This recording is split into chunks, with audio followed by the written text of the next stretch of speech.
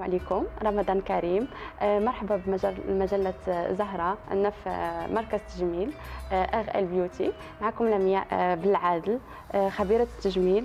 اليوم غادي نشاطروا معكم أسرار البشرة النضرة والمشرقة والصحية في شهر رمضان الكريم. البشرة نتاعنا كتحتاج لعناية أكثر وعناية خاصة، مع أنه كتكون البشرة نتاعنا كتعاني من جفاف، ما كنكونوش نشربوا الماء، كنكونوا كنسهروا. فهذا الشيء علاش كنحاولوا تكون العناية داخلية أولا، ومن بعد تكون العناية خارجية. فبالنسبه للعنايه الداخليه كنحاولوا نركزوا على شرب الماء، الراحه النفسيه اهم الجمال، الراحه النفسيه، حيتاش لو ستريس كيبان على وجهنا اكثر وكثر. بالنسبه للتغذيه مهمه، كنحاولوا نبعدوا من السكريات، حيت كما كنعرفوا ان الصيام كينقي الذات ديالنا من السموم. فداك الشيء علاش نحاولوا ان نستغلوا هذا الشهر ونبعدوا على المواد الدسمه، نبعدوا على السكريات، نكثروا من شرب الماء ما بين الاذان. نحاولوا نشربوا الماء بزاف حيت فريمون كتنشف لنا لابو ديالنا، ونحاولوا نيدغاتيو ونعوضوا داك الجفاف اللي كيكون عندنا في البشره، نعوضوه بالمرطبات وسيرتو اشعه الشمس، نردوا البال مزيان. ونحاولوا نستغلوا هذا الشهر اننا ما كنكونوش نديروا الميك اب، نحاولوا نديروا لي سوان فيه، نعتنيو بالبشره ديالنا، ناكلوا مزيان. بالنسبه للعنايه بالبشره كتختلف ما بين كل وكيفاش دايره. بطبيعه الحال خاصنا اول حاجه نكتشفوا لابو ديالنا كيفاش دايره، نعرفوا واش هي دهنيه، واش جافه، واش مختلطه، حيت عندنا ثلاثه الانواع نتاع البشره. كيجيو عندنا بزاف البنات كتلقايهم ما عارفينش لابو ديالهم، فضروري من كل بنت انها اول حاجه تعرف لابو ديالها كيفاش دايره. فبطبيعه الحال البشره الدهنيه خصها تاخذ لي برودوي اللي كيجيو معاها واللي كيقلوا من الدهنيات اللي عندها، هكا باش ما يكونش عندها اعراض على المسامات وما يكونوش واسعين اكثر، حتى كما كنعرفوا الدهنيات كيخليو المسامات ديالنا كيوسعوا اكثر وكيعطيو شكل مزوج في الوجه ديالنا. وكاين البشره الجافه اللي كتحتاج لترطيب اكثر باش تبان عندها لمعه اكثر، والعنايه نشربوا الماء اكثر. سيرتو البشره الجافه كتحتاج الماء، كيكون عندها دائما جفاف في الجلد ديالها، وتاخذ لي برودوي اللي كيعوضوا الجفاف. وكاين البشره اللي كتكون مختلطه اللي كتختلط ما بين هاد الزوج، تاخذ لي برودوي اللي حتى هما كيناسبوا البشره ديالها. العنايه بالبشره في النهار كتختلف كليا على العنايه بالبشره في الليل. فكما كنعرفوا في النهار البشره ديالنا كتعرض للاشعه نتاع الشمس، كتعرض للتلوث البيئي اللي حتى هو كيأثر على لابو ديالنا. فالنصيحه ديالي للبنات قبل ما يخرجوا من الدار يحاولوا يغسلوا وجههم، يكون غسول اللي لطيف على البشره. يحاولوا يستعملوا لا كريم نتاع النهار، الكريم النهاري، لانه كاين كريم اللي كيكون خاص بالنهار وكاين اللي خاص بالليل على حسب المواد اللي فيه وعلى حسب اشعه الشمس.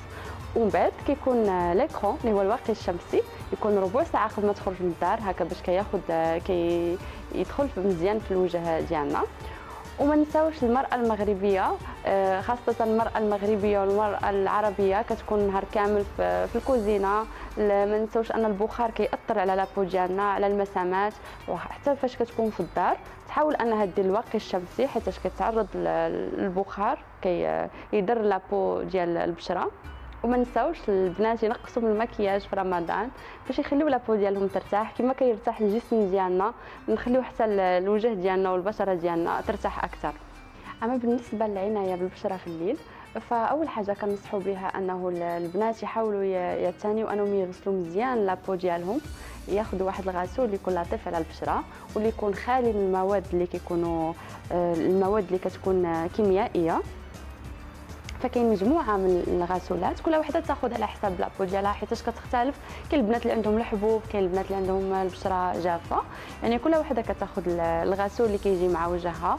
ونديروا حذر من الغسولات اللي كيكون فيهم بحال لي غوماج، نحاولوا ما نخليوهمش كل نهار، ما يكونش استعمال يومي لانهم كيكونوا شويه التقشير كيكون فيهم.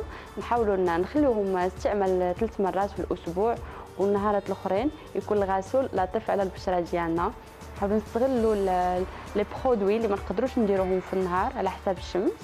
نقدروا نستعملوا لي سيروم بحال الفيتامين سي، الفيتامين او، الحوايج اللي كتعطينا الكولاجين وكتقلل التسبغات من لابو ديالنا، وهكا كتنقي لنا حتى المسامات بعمق، حيت المسامات كيبقاو فيها الميك اب، كيبقى الدهون، هكا باش تنفس لابو ديالنا وما يكونش حبوب، ما يكونوش لي غيد وما يكونش جفاف. فاش كنقولوا رمضان كيكون السهر، كنسهروا مع المسلسلات، مع التليفون اللي كتكون الأشعة الزرقاء كتأثر على الجفون نتاع العينين ديالنا. فدائما كيكونوا الهالات السوداء نحاولوا نعتنيو بهم بالفيتامين او باش كينقص لنا الهالات السوداء. نحاولوا نديروا الاكياس نتاع الشاي نديروهم في الثلاجه ونحطوهم على الساخن نتاعنا ونعسوا مزيان. بالنسبه للشفاه حتى هما كيتاثروا في شهر رمضان، كيكون نقص نتاع الماء، نحاولوا نيدغاتيو نديروا البازلين زوين بزاف الشفايف نتاعنا، ومنها كيكونوا يرتاحوا من الوجاليف والمكياج في شهر رمضان. نحاولوا يكون غوماج اللي كيكون لطيف على حساب ليفغ نتاعنا. فبالنسبه للنصيحه ديالي للبنات، ليكرون حاجه اللي ضروريه قبل ما يخرجوا من الدار، يحاولوا يديروا ليكرون اللي كيكون طالع من 50 الفوق.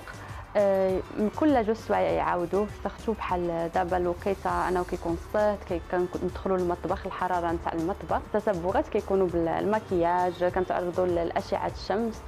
نحاولوا نغسلوا وجهنا مزيان قبل ما ننعسوا.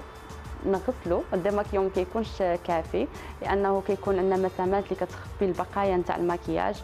فالغسيل نتاع البشره ديالنا والعنايه ونديروا لي سيروم اللي كيناسبوا البشره نتاع كل وحده فينا. اهم حاجه هو النوم الصحي، على الاقل نعسوا واحد 8 سوايع باش البشره ديالنا تاخذ الراحه ديالها وتجدد الخلايا نتاع البشره وتكون عندنا بشره صحيه. والاكل الصحي ضروري.